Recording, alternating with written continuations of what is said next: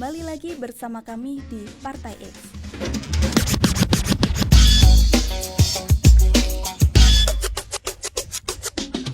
Akankah IKN berakhir jadi Candi Hambalang Jilid 2? Pemerintahan Presiden Prabowo Subianto baru saja mengumumkan pemotongan anggaran sebesar 19 miliar US dollar untuk membiayai janji-janji kampanyenya, termasuk program makan gratis di sekolah yang diperkirakan menelan biaya hingga 28 miliar US dollar per tahun.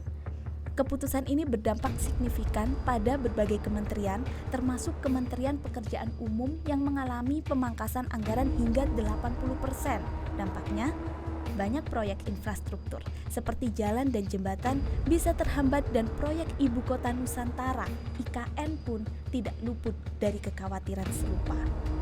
Meski sebelumnya disetujui anggaran 48,8 triliun untuk pembangunan IKN dalam periode 2025 hingga 2029, pemotongan anggaran yang besar ini menimbulkan pertanyaan, akankah IKN terus berjalan atau justru bernasib seperti proyek Hambalang yang mangkrak?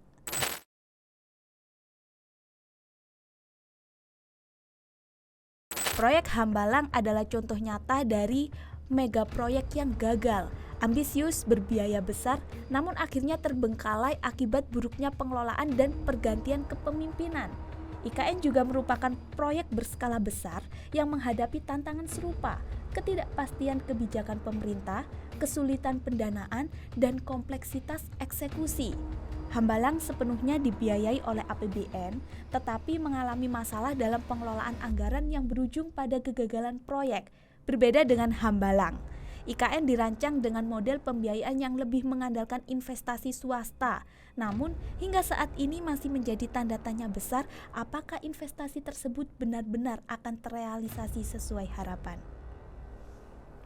Jika dana dari investor tidak kunjung masuk, maka beban pembiayaan bisa kembali bertumpu pada APBN, yang tentu akan menjadi persoalan baru di tengah berbagai kebutuhan anggaran negara. Apabila pemerintah baru tidak memiliki komitmen yang kuat, proyek ini bisa tersendat atau bahkan terhenti. Lebih buruk lagi, jika investasi swasta yang diandalkan tidak kunjung terrealisasi, maka beban pembiayaan bisa kembali ke APBN yang sudah terbebani kebutuhan lain. Situasi ini mengingatkan kita pada Hambalang, yang pada akhirnya menjadi simbol kegagalan proyek besar akibat lemahnya perencanaan dan transparansi.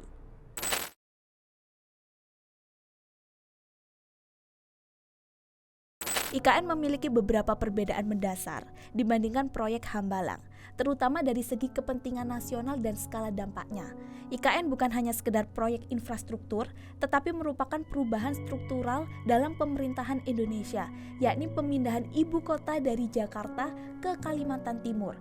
Karena itu, jika proyek ini dihentikan, dampaknya akan jauh lebih luas dibandingkan dengan Hambalang, yang hanya merupakan proyek pusat pelatihan olahraga.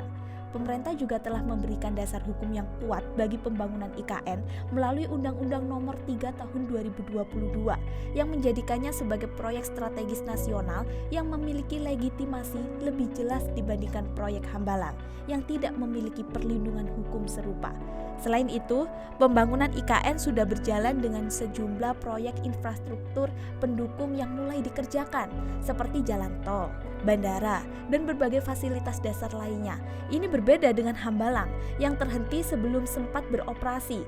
Kehadiran infrastruktur awal ini setidaknya menunjukkan bahwa ada progres fisik yang nyata dalam pembangunan IKN. Namun, meskipun memiliki perbedaan signifikan dengan Hambalang, tantangan utama IKN tetap berada pada keseimbangan pemerintahan, transparansi anggaran, serta kemampuan menarik investasi agar proyek ini tidak terhenti di tengah jalan seperti proyek-proyek besar lainnya yang gagal terrealisasi.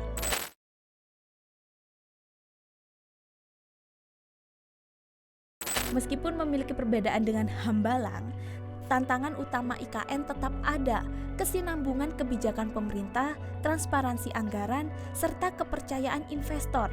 Jika pengelolaan proyek ini tidak dilakukan dengan baik, bukan tidak mungkin IKN akan menjadi proyek mangkrak berikutnya.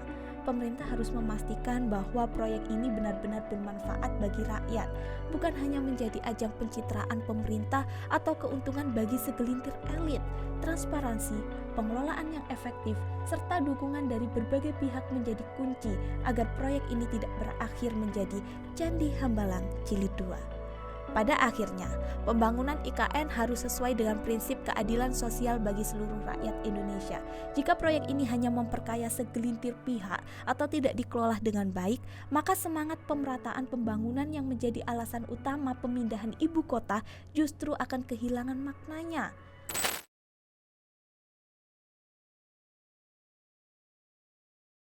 Kami, Partai X, berpendapat bahwa politik adalah upaya dan bentuk perjuangan untuk mendapatkan dan menjalankan kewenangan secara efektif, efisien, dan transparan untuk mewujudkan kesejahteraan masyarakat. Proyek IKN ini harus benar-benar diawasi agar tidak jadi ladang korupsi atau hanya menguntungkan segelintir elit. Negara ini ibarat bus, di mana rakyat adalah pemiliknya dan pemerintah adalah sopirnya. Kalau sopirnya tidak menjalankan mandat dengan baik dan malah menyetir ke arah yang salah, ya kita harus turun tangan. IKN harus benar-benar dijalankan untuk kepentingan rakyat, bukan sekedar proyek prestisius tanpa arah yang jelas. Selain itu, prinsip keadilan sosial juga harus dipegang teguh. Jangan sampai proyek ini hanya menguntungkan segelintir pihak dan melupakan kesejahteraan rakyat secara luas. Kalau tidak dikelola dengan baik, maka IKN hanya akan menjadi simbol kegagalan pembangunan yang mengorbankan kepentingan bangsa. Itu tadi video dari kami. Jangan lupa like, comment, and subscribe. Dan kami Partai X pamit. Kami ingin satu bangsa, satu kemakmuran.